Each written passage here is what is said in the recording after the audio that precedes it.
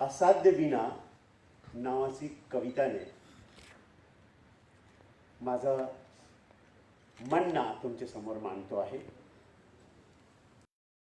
मी जे काही केलेले आहे ते मी नाही केलेले आहे, ते तुम्ही सर्वांनी केलेले आहे. मी फक्त काही आयडिया घेऊन आलो. मी खऱ्या अर्थाने सत्याच्या शोधक आहे आणि सत्य कुठे आहे हे शोधता आपोआप त्या सत्यासाठी बाकी लोक जे प्रयत्न करत आहेत समाजामध्ये, सुज्ञ नागरिक, सुजाण नागरिक, जनप्रतिनिधी, पोलीस खात्याचे अधिकारी आणि कर्मचारी, समाजाचे वेगवेगळे घटक, NGO सर्व आपोआप जुळले जातात.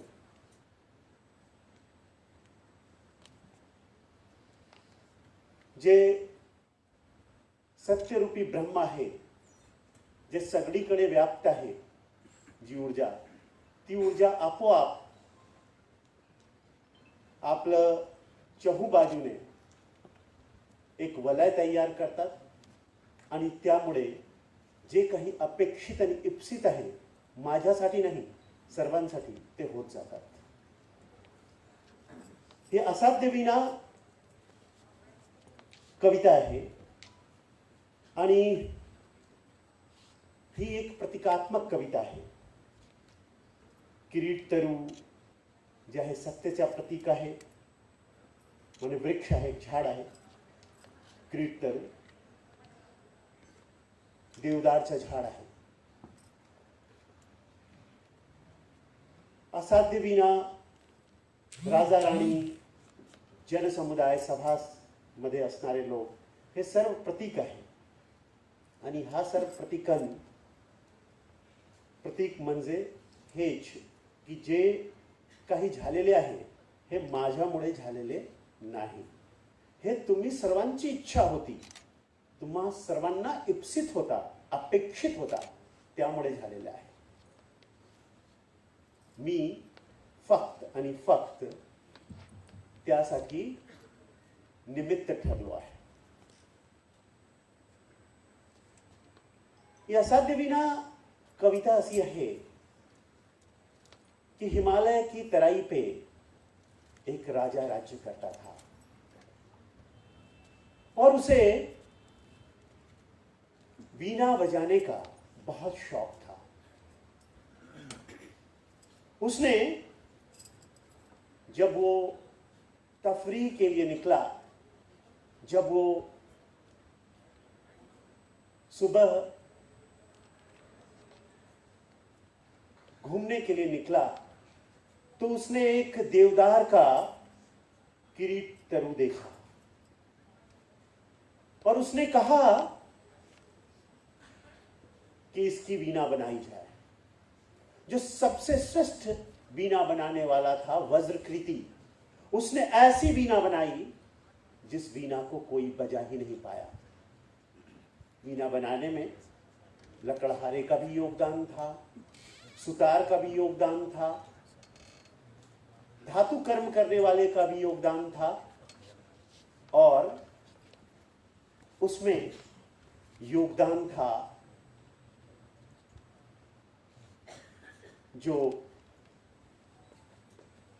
शिल्पी है, जो दर्जी है, जो उसका कबर बनाया, सारे लोगों का योगदान था. वीणा तो बहुत सुंदर बनी, लेकिन जब राज दरबार में रखा गया तो न राजा बजा पाया वीणा को, न वज्रकृति बजा पाया वीणा को.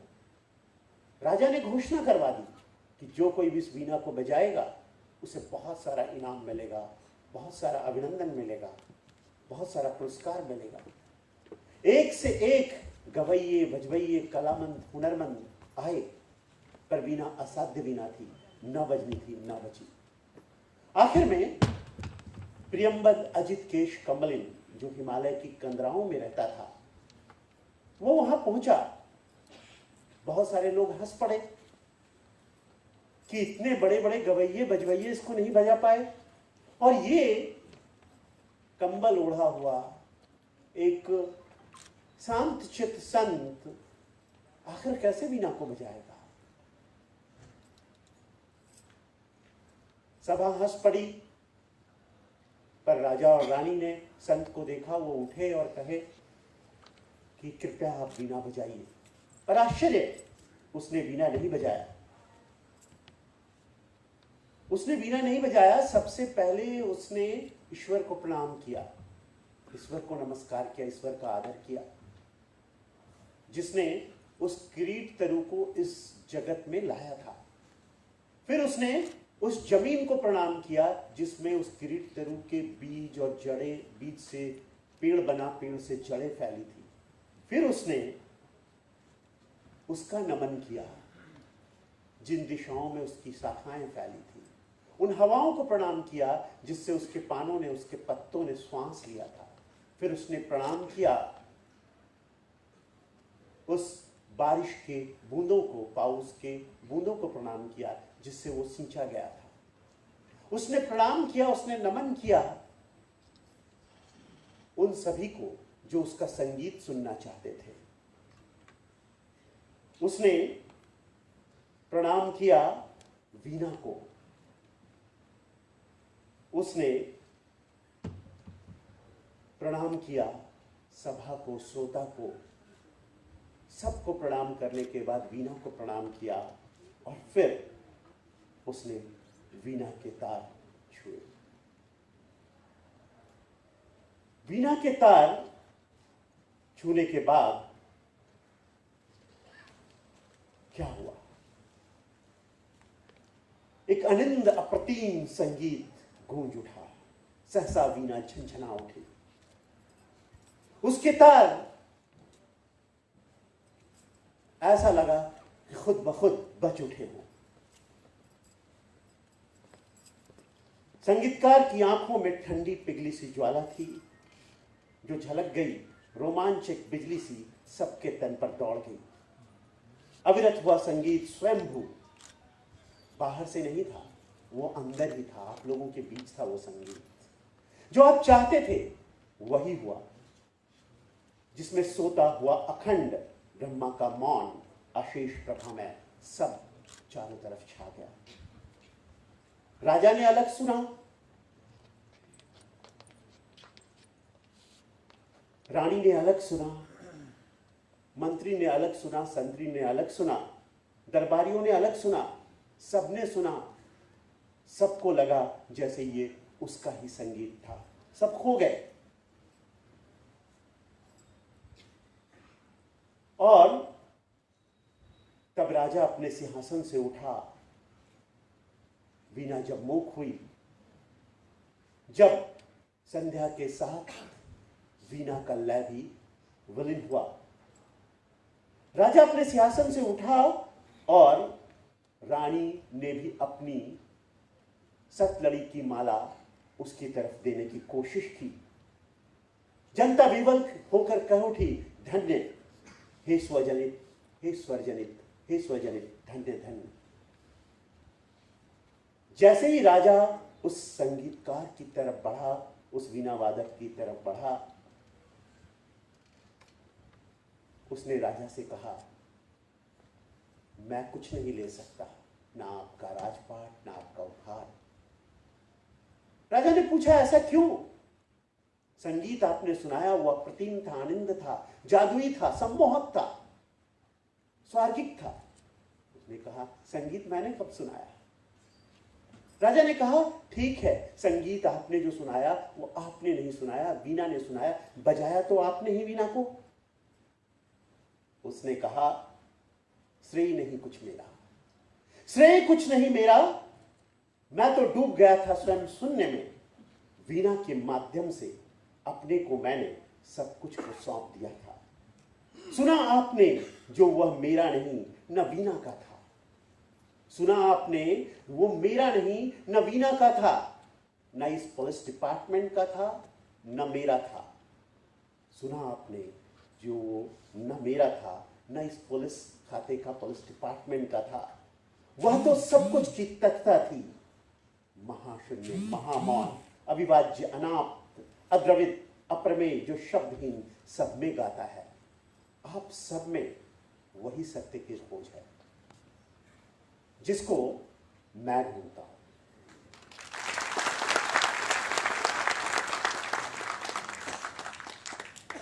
इसलिए ये सत्कार जो है वो मेरा नहीं है, ये सत्कार आप सबका है। जो आपने सुना या देखा अब तक, वो मैंने नहीं किया, अकेला आदमी कुछ नहीं कर सकता, यह आप सबने मिलकर किया है।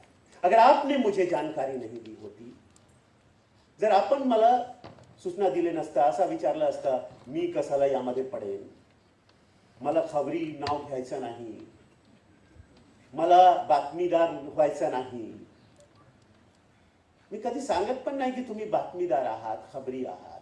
खऱ्या अर्थाने तुम्ही सुजाण नागरिक आहात, तुम्ही जबाबदार नागरिक आहात, तुम्ही सत्यशोधक आहात। आणि तुमच्यामुळे, तुम्हा सर्वांमुळे जे काही रिझल्ट, जे काही फलश्रुती दिसून येत आहे, हे प्रियंबद अजित केश कम्मलींचं नाही आहे, हे तुम्हा सर्वांचं संगीत आहे। आज आपण वर्षपूर्तीचा इथे कार्यक्रम ठेवला, हे या पोलीस आयुक्तालयाचा, पीसीपीसीच्या, ज्याची लोकसंख्या आणि कार्यक्षेत्र जे आहे, पुणे पेक्षा कार्यक्षेत्र मोठा आहे आणि पुणे शहराचे बरोबर, जवळजवळ बरोबर लोकसंख्या आहे। तुम्हाला आश्चर्य वाटेल असं कसं काय मी सांगतो आहे। ज्यावेळेस याचं विभाजन झाला होता, त्यावेळेस पुणे शहरामध्ये एकंदरीत लोकसंख्या होती 75 लाख आणि 75 लाख पैकी जे आहे 40 लाख त्यांच्याकडे राहिला आणि जे बाकी 50 लाख त्यांच्याकडे राहिला आणि बाकीचे 25 लाख आपल्याकडे आला। इथली लोकसंख्या वाढली, पण ते पीसीपीसीची संख्या होती, जे पीसीएमसीची लोकसंख्या आहे, पिंपरी चिंचवड मनपाची जी आहे लोकसंख्या आहे, ते 27 ते 30 लाख वाढून झाली। पण जे चाकण आहे, महाळुंगे आहे, देहू रोड आहे, याची लोकसंख्या जी आहे, तळेगाव दाभाडे आहे, हिंजेवाडी आहे, याची लोकसंख्या मिळून, बावधन याची लोकसंख्या मिळून हे पण 45 लाख आहे आणि ते पण 45 ते 50 लाख। आणि आमची जे पोलीस संख्या आहे ते 3200 आहे आणि त्यांची पोलीस संख्या 11,000 आहे, 1100 आहे, सॉरी 11,000 आहे।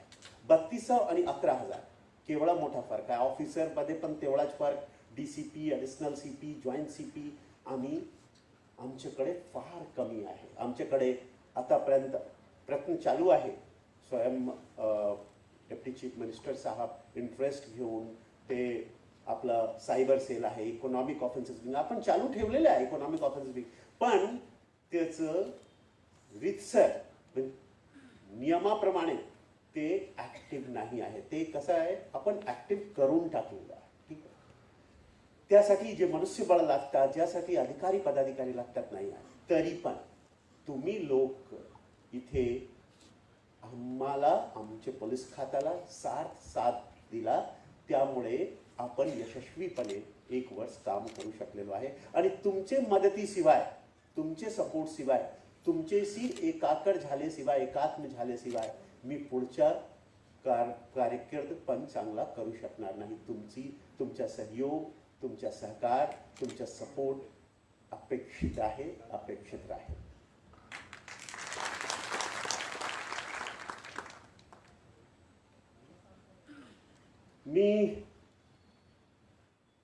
मला सांगितले होते की हे क्वेश्चन आन्सरचे येणे आमचं हे होणार आहे, पण इथे मला वक्तव्य करायला लावले तर काही अडचण नाही.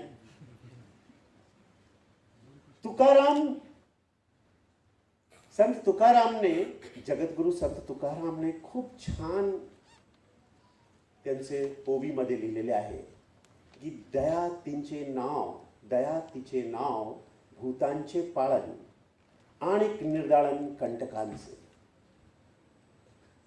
याचा अर्थ काय झाला? याचा अर्थ असा आहे की दया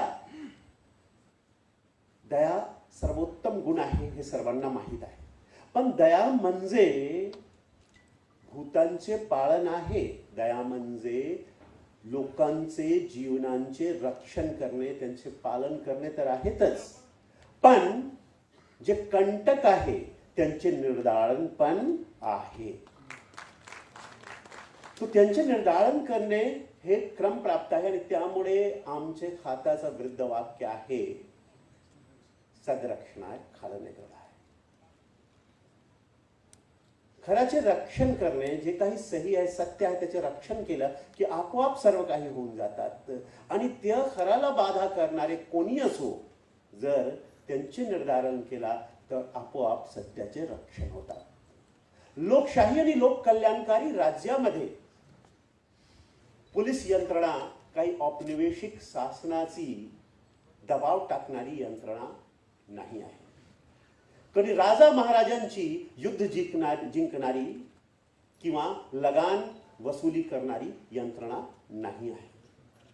पोलीस खाता जे आहे सद्यावस्थेत लोककल्याणकारी राज्यामध्ये सर्वसामान्य लोकांची एक समान इच्छा जी आहे, विशिष्ट इच्छा नाही. कोणी गरीब आहे, एक माणूस गरीब आहे आणि त्यांची इच्छा आहे की माझ्याकडे जागा नाही त्यामुळे दुसऱ्याची जागा हडपून घेईन, ही इच्छा पूर्ण होणार नाही. सर्वसामान्य लोकांची जे सर्वसामान्य इच्छा आहे, एक सारखी इच्छा आहे, ते इच्छा म्हणजे काय? ते इच्छा म्हणजे कायदा कानून. आपण जनप्रतिनिधीला निवडून पाठवतो आणि जनप्रतिनिधी ते कायदा बनवतात आणि ते कायदाचे पालन सर्वांनी करावे हे सर्वसामान्य लोकांची सर्वसामान्य इच्छा असते. पण जेव्हा स्वतःची बारी येते तेव्हा आपण थांबवतो की करू नये, आमचे सोबत हा करू नये. तो एक विशिष्ट व्यक्तीची विशिष्ट इच्छा झाली किंवा आम्हाला हे करू द्या, हे पण एक विशिष्ट व्यक्तीची, विशिष्ट वर्गाची, विशिष्ट समाजाची, विशिष्ट जे लोक असतात त्यांची इच्छा असू शकते की आम्हाला हे करू द्या. ते सर्वसामान्य लोकांची सर्वसाधारण इच्छा, एक समान इच्छा नसते. आणि त्यामुळे त्याला थांबवणे, त्याच्यावर कारवाई करणे क्रम प्राप्त आहे.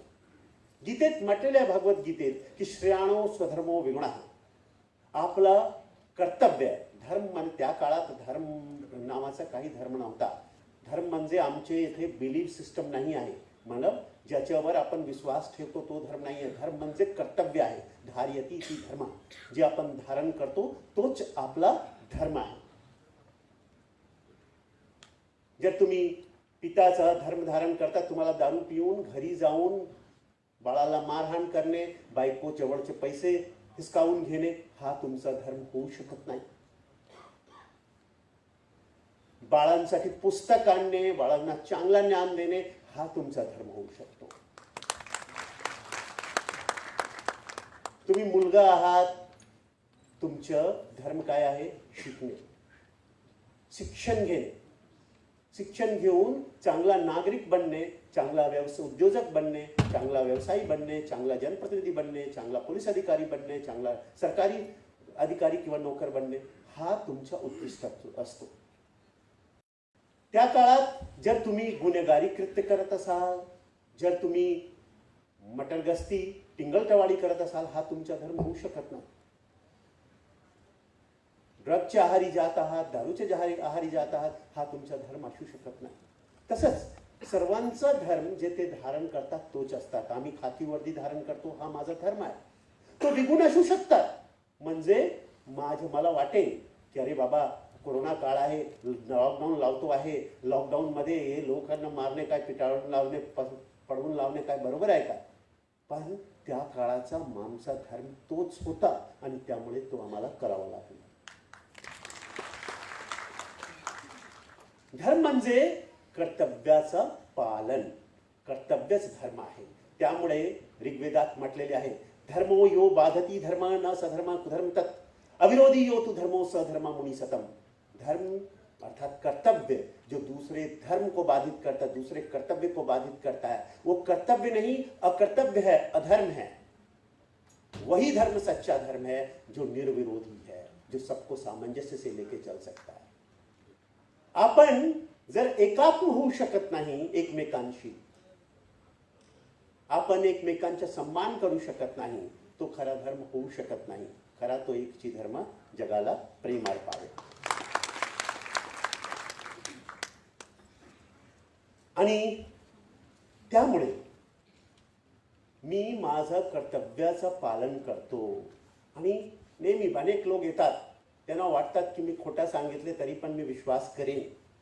मी या पॅन्डेमिक काळात पण, महामारीच्या काळात पण 4700 लोकांशी लिखित रूपाने भेटलेले आहे, जे माझ्याकडे एंट्री आहे. एंट्री शिवाय अनेक लोक मला भेटले असावे, पण ऑफिसमध्ये एंट्री करून आलेले 4700 वेगवेगळे लोकांशी मी भेटलेलो आहे. दर दिवशी 100 पेक्षा जास्त.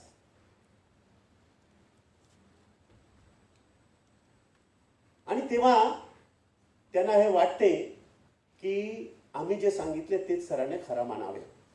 तसा होऊ शकत नाही.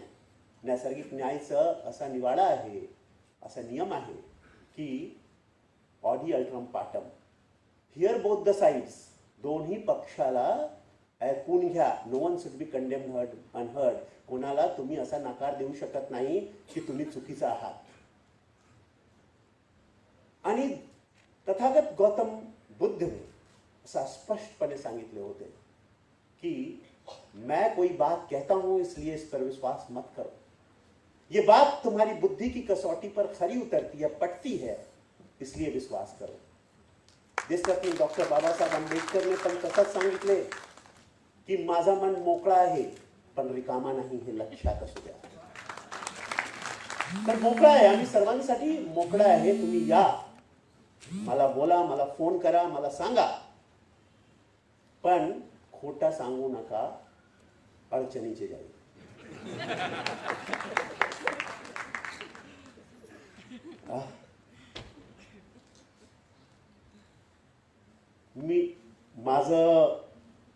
मी अगोदरच सांगितले की हा माझा किंवा माझं नेमके कार्याचा सत्कार नाही. आमचे सर्व सहकर्मी, सर्व सहयोगी आणि प्रकारांतरने तुम्हा सर्वांचा सत्कार आहे. तुम्ही लोकांनी जे सहकार्य दिलेले आहे, सहयोग दिलेले आहे, या कामामध्ये पुढाकार घेतलेला आहे, त्याच्या सहकार्य आहे. मी आतापर्यंत 0 टॉलरन्स जे मी सांगतो आहे सुरुवातीपासून, की या देशामध्ये एक गोष्टीची अत्यंत गरज आहे. काय गरज आहे? तो आहे की severity of punishment is more important than severity of severity of punishment. किती मोठा शिक्षा दिला हे महत्वाचं नाही आहे. प्रत्येक माणूस जे चुकीचे करतो त्यांना तेवढी चुकीची शिक्षा झालीच पाहिजे किंवा तेवढंच चूक त्यांच्या निदर्शनास आणलाच पाहिजे. जर आपण आणलो तरच खरं अर्थाने जे चुकीची पद्धत आहे त्याच्यावर आळा बसेल आणि ते लोक, त्या लोकांचं चुकीची गोष्टीचा सन्मान केले जाणार नाही. प्रत्येक माणसामध्ये चूक असतो, कमी असतो. असा कोणी माणूस नाही जे संपूर्ण आहे, ज्याची पूर्णता आहे. माझ्यामध्ये पण नाही आहे. आम्ही पण 100% नाही आहोत. कोणी नाही आहे 100%. पण जेवढं चूक केला तेवढा त्यांचे निदर्शनास आणून देणे, निदर्शनास आणून दिल्यानंतर त्यांच्यावर कारवाई करणे. दीन इस्लाम में भी ये बात कही गई है कि अगर कोई तनाजा फैला रहा है, कोई गलत काम कर रहा है, तो पहले उसे अपनी ताकत से रोक सको तो रोक लो. अगर ताकत से नहीं रोक सकते तो उसे बताओ कि वो गलत कर रहा है. और जब वो आपके बताने पे भी नहीं रुकता हो, आप बता करके भी आपको बताने में भी डर लगता हो, तो कम से कम मन में ये बात जरूर रखो, मनात ही गोष्टी ठेवा की हा चुकीचं करतो आहे. चुकीच्या गोष्टीला मनात असं ठेवू नये की जाऊ दे, हा चालतो, चालणार नहीं. मनात कमीत कमी तोच ठेवा. ये बहुत आवश्यक है. मुझे ये तजर्बा भी एक बार करना है. तुम्हारे शहर से चिराग लेकर गुजरना है. मुझे ये तजर्बा भी एक बार करना है. तुम्हारे शहर से चिराग लेकर गुजरना है. आपण पोलीस अधिकारी आहोत, आपण सरकारी नोकर आहोत. आज आहे इथे, उद्या आम्ही निघून जाणार. आम्ही सतत राहूच शकत नाही कुठेही. पण एवढं खरं आहे की जर आपल्या मनामध्ये मी ही ज्योत देऊ शकलो, पंक्ती पेटवू शकलो की असाच व्यवस्था असली पाहिजे, हाच खरा कायद्याच्या बरोबर संरक्षण आणि कायद्याच्या डोळ्यासमोर सर्व बरोबर आहे, हीच खरी पद्धत आहे, तेव्हा तुम्हाला कोणी, कारण तुमच्याकडे अमोघ शक्ती आहे. तुम्ही जनता जनार्दन आहात. तुमच्या मनात ही गोष्ट बसली की एकाला दुसरेला, पोलीस असो, कोणतेही माध्यम असो, कोणतेही यंत्रणा असो, अत्याचार करू शकतात. सर्वांचे विरुद्ध कोणी अत्याचार करू शकत नाही. तुम्ही तुमची शक्ती ओळखायला हवी आहे.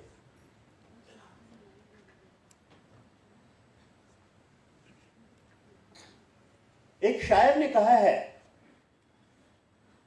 कि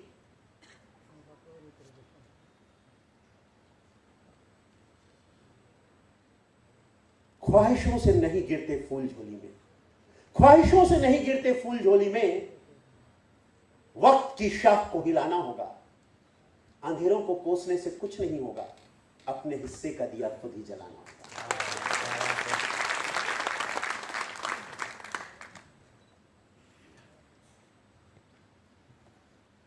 आता पण तुम्ही ऐकले,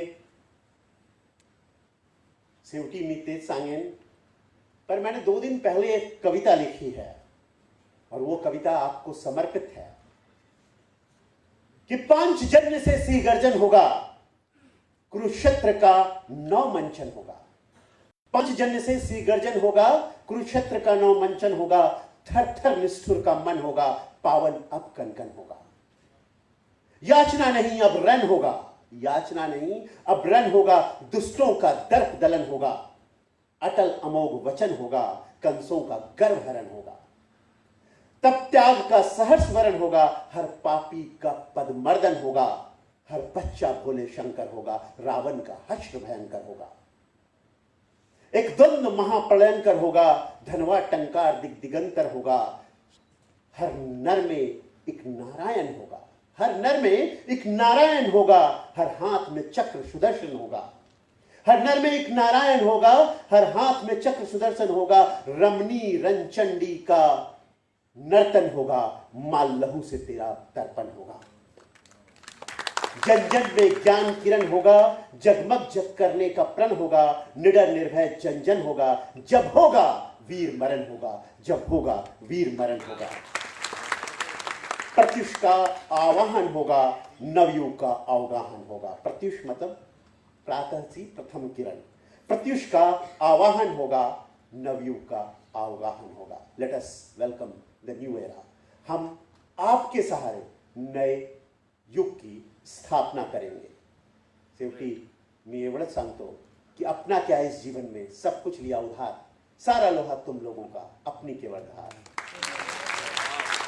मेरी केवल धार है, लोहा आपका है, आप सबका है. सब कुछ की तत्ता ये जो 1 वर्ष का संगीत जो आपको अच्छा लगा, ये आपका ही मौन था जो मुखर हुआ. धन्यवाद. जय हिंद. अवघे फक्त 5 मिनिटं राहिलेत, फक्त 2च मिनिटं. या कार्यक्रमाचं सूत्रसंचालन करणाऱ्या